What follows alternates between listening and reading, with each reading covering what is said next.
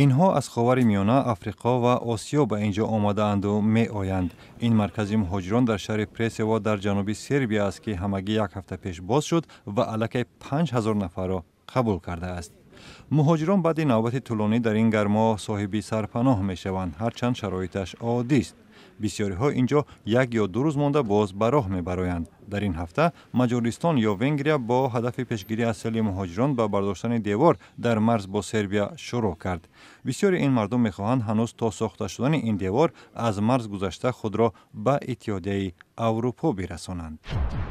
در دادگاه باکو وقتی فعالان حقوق بشر لیلا و عارف یونس را در یک ماشین سفید پلیس احضار کردند، تدابیر شدید امنیتی روی دست گرفته شد. ابتدا لیلا با یک کرته رنگ شفتالو بیرون آمد و به دنبال او شوهرش یک کرته کبود و سفید در تن. از زمان بازداشت این جفت در تابستان سال گذشته این بار اول بود که آنها یکدیگر را دیدند.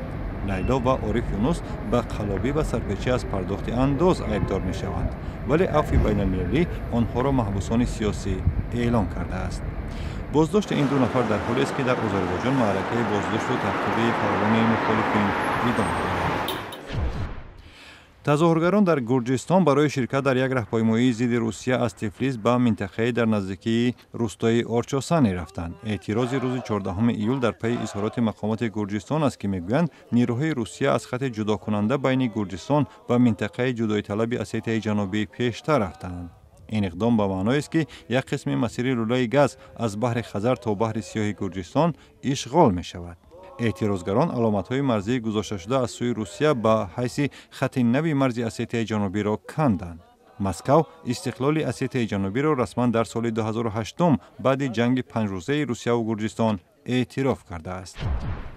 با وجود رسیدن طرف‌ها به توافق برای حل بحران سیاسی که مقدونیه را فلج کرده بود، اردوگاه‌های جانب‌های مخالف در کوچه‌های پایتخت شهر اسکوپیه برجا ماندند. طرفداران مخالفین ماه می با طلب استعفای سروزیر نیکولا گرویفسکی که به گوش کردن تلفن‌ها و تقلب نتیجه‌های انتخابات ایبدار می‌شد به میدان ریختند. طرفداران سروزیر در مقابل میدان خود را ساختند. بر اساس معامله‌ای که با میان‌روی اتحادیه اروپا حاصل شد، گرویفسکی ماه ینوار سال 2016 قبل از انتخاباتی که ماه اپریل دایر می‌شود استعفا خواهد داد. این انتخابات 2 سال قبل از مهلت می‌گذرد. در کرکوک عراق مراسم دفن خلبان عراقی که ماه ایون هنگام تمرین‌ها در آمریکا هلاک شد برگزار گردید. ژنرال رشید محمد صادق در ایالت آریزونا هنگام پرواز تمرینی شبانه با هواپیمای F-16 سقوط کرد. آمریکا روز 13 ایول به عراق 4 هواپیمای F-16 داد.